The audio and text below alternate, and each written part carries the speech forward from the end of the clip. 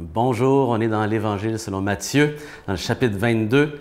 Et ce matin, en ce jour, on lit un texte peut-être un peu difficile pour les Juifs qui l'ont entendu la première fois. C'est un reproche. Et personne n'aime évidemment les reproches, personne n'aime les avertissements. Et pourtant, il y a un temps pour toutes choses. Il y a un temps pour les encouragements et un temps pour entendre les avertissements. Et qui pourtant vont terminer au dernier verset avec un ton d'encouragement pour vous et moi. Ça va comme suit. Jésus se remit à leur parler en parabole. Il en va du royaume des cieux comme d'un roi qui fit un festin de noces pour son fils. Et évidemment, le roi ici, bien, c'est Dieu le Père.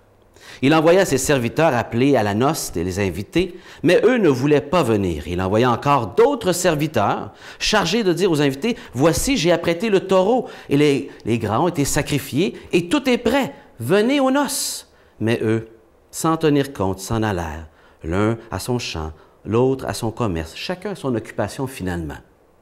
Les autres saisirent les serviteurs, les maltraitèrent et les tuèrent. Le roi se mit en colère, et il envoya ses troupes et fit périr ses assassins et incendia leur ville. Et je m'arrête ici avant de continuer.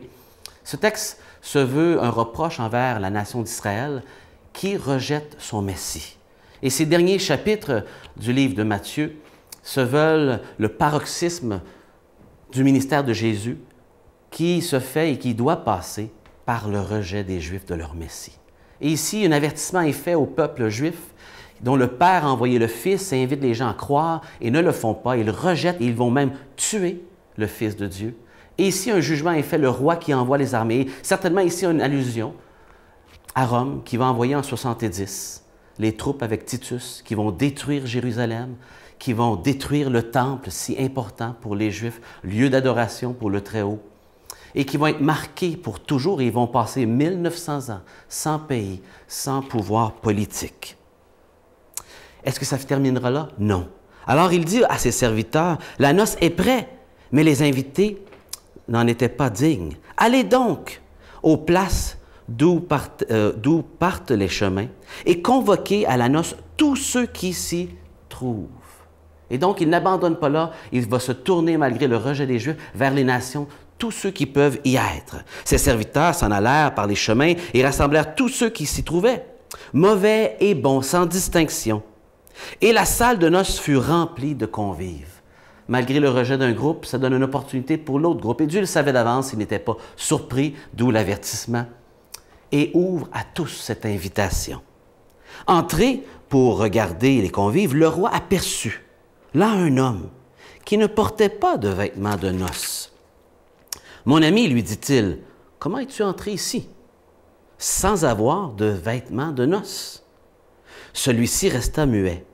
Alors le roi dit aux servants, « Jetez-le, pieds et mains liés dans les ténèbres du dehors, là seront les pleurs et les grincements dedans. » Certes, la multitude est appelée, mais peu sont élus. Évidemment, je termine sur un ton négatif au verset 13, puisqu'on parle ici d'être jeté dans le dehors, grincement dedans. Ce sont des expressions pour parler de l'enfer. Et là, en partant, j'ai dit le mot enfer, et certains d'entre vous frémissent, certains sont peut-être même choqués, parce qu'on a utilisé l'enfer d'une manière pour manipuler les gens dans le passé. Peut-être que vous avez vécu l'expérience d'être culpabilisé par des gens face à l'enfer, qu'on vous tienne dans la peur pour que vous fassiez les bonnes choses. Et c'est quelque chose qui est un mauvais souvenir pour vous. Et j'en suis sincèrement désolé. Pourtant, ce n'est pas moi qui le dis, c'est la parole de Dieu. Et c'est Jésus, en fait, dans les évangiles, qui parle le plus de l'enfer. Et donc, lorsqu'on lit les évangiles, on n'a pas le choix de passer par ces textes qui nous avertissent. Et Jésus est bien placé pour en parler puisqu'il est mort et ressuscité et connaît la vie après la mort et connaît la réalité, que nous en soyons d'accord ou non avec lui.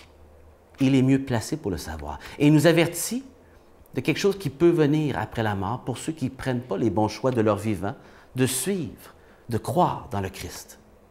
Si Jésus est sauveur, il est sauveur de quoi? Il est sauveur du fait que nous sommes perdus sans lui, avec nos péchés, que nous sommes condamnés à un jugement que nous ne pouvons pas supporter et que nos œuvres ne peuvent pas produire de libération de ces mauvaises choses qu'on a faites. Seulement lui peut nous libérer du mal que nous avons fait par son sacrifice à la croix. Nous libérer non seulement de la mort physique, mais d'une mort éternelle. Si Jésus vous le dit, osons le croire. Ce n'est pas moi qui le dis, mais c'est lui. Et il termine sur ces paroles qui nous donnent l'espoir. Beaucoup sont appelés, vous et moi sommes appelés, tout comme les Juifs, et on a un choix à faire.